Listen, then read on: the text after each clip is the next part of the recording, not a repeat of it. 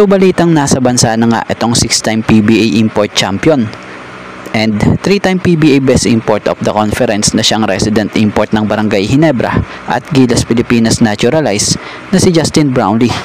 Iyon nga ay batay sa nilabas na post na itong sila Justin Magic 32 Brownlee and Barangay Ginebra Forever na siyang nagmula kay Miss Jessica Sanchez via IG. So kung ganun, good news ito.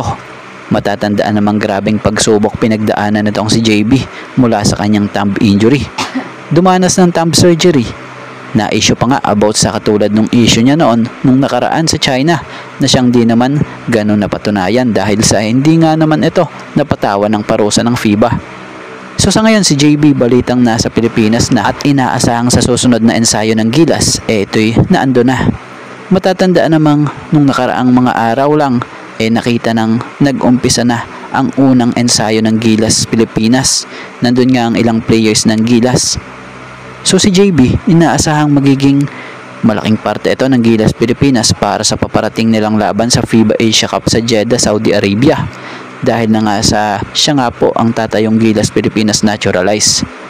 Kagaya nga ng mga nakalipas niyang laro, inaasahan ang patuloy na init pa din ng paglalaro niya para sa bayan.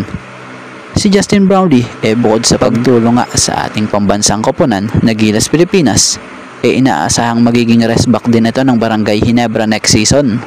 So matatandaan namang hindi pinalad ang Ginebra makapasok sa finals after talunin ng SMB sa semifinals. So matatandaan namang sanay ang Ginebra na kasama nila si JB.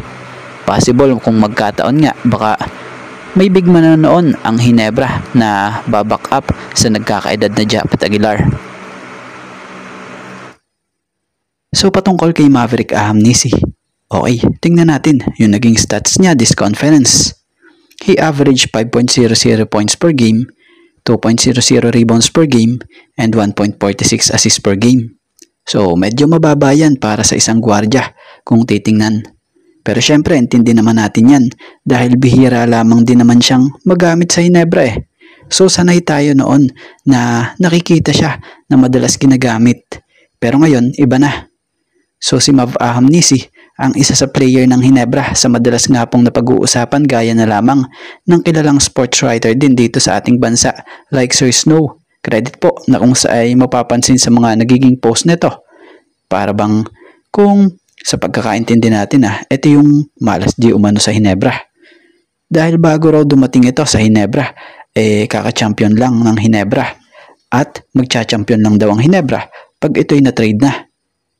So, para naman sa opinion natin dito, kung sa husay lang din naman ang pag-uusapan, mahusay din talaga itong si Maverick Ahamnisi. Kaya lang sa nakikita nating estilo ng paglalaro niya, mas nababagay talaga siya sa mga run and gun or pass-face game. So, medyo pag sa triangle system mo siya ilalagay sa sistemang nilalaro ng Ginebra, kung makikita mo, nagiging inconsistent nga. May time pa nga na sobrang ganda minsan ng laro niya, pero may time din naman na ang pangit ng laro niya. So kumbaga, yung Mav Ahamnisi medyo para sa atin hindi siya ganun ka-fit sa sistemang tumatakbo sa Ginebra. So, syempre, sa ngayon, sa nakikita naman natin lalo't nalaglag muli ang Ginebra at hindi nakapasok nga sa finals, mukhang hindi natin masasabi kung pananatilihin pa ba sa Ginebra or ite-trade na etong si Mav. So abangan din natin banda-banda dyan kung ano ang mangyayari sa team ng Ginebra, hindi lang about kay Mav. At dito tayo sa patungkol sa player na tinawagan ni Ginebra assistant coach and Gilas assistant coach at naging Gilas team manager na si Coach Richard Del Rosario. So alam nyo bang kaya pala napasama si Renz Abando sa Gilas pool? Dahil sa tinawagan pala ito nitong si Coach Chard na kung sa ay tinatanong raw siya nito kung pwede raw ba siyang isama sa Gilas pool. Kaya naman hindi nga tinanggihan ni Renz ang alok na ito ni Coach Chard.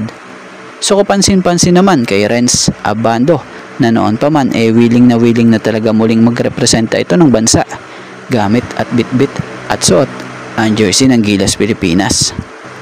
So good news ang opportunity na to para kay Renz dahil sa may chance na nga siyang mapili nitong si Coach Tim sa Final 12 ng FIBA Asia Cup dahil sa nasama nga siya sa Gilas pool.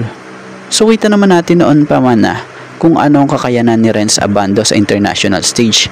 Maaasahan mo nga yan, hustle at sipag niya dito sa Gilas, Pilipinas.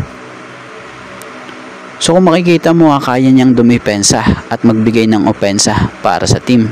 So sa ngayon, bago ito makalahok sa Gilas practice, inaasahang maglalaro muna ito sa kasalukuyang team na may hawak sa kanya na Strong Group Athletics na magko-compete nga sa Jones Cup, bit-bit ang bandera ng Pilipinas. At bago nga ang lahat, baka naman po pwedeng makahingi ng isang subscription para sa ating channel or paki-follow na rin po kung nagustuhan nyo ang ating mga basketball update. At kung ito na may makakabigat para sa inyo, kahit isang like and share na lamang po. Maraming salamat po.